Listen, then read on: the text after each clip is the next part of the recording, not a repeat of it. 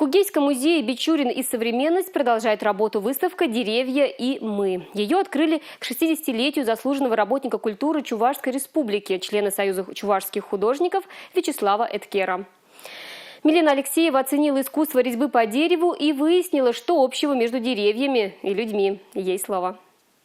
Труд мастеров резьбы по дереву очень ценится. В работе они используют практически те же самые инструменты, которыми пользовались мастера много веков назад. Увлекаться резьбой по дереву Вячеслав Эткер начал еще когда служил в армии. Именно тогда он понял, что хочет посвятить данному искусству свою жизнь. Я для себя сделал тогда еще вывод, что я должен обязательно связать свою судьбу с резьбой по дереву, вот с этой красотой, которая оно может быть ненадолго, может быть 10-15 лет пройдет, они уже сгниют, они пропадут, но все равно они несут какой-то шарм, какой-то определенный момент времени. На выставке представлены работы разных лет. Здесь есть первые скульптуры, когда Вячеслав только увлекся резьбой по дереву. И те работы, что выполнены не так давно. Здесь и декоративно-прикладное искусство, и скульптура из дерева. Через свои работы мастер передает мифологию и традиции чувашского народа. У нас в районе очень много художников, но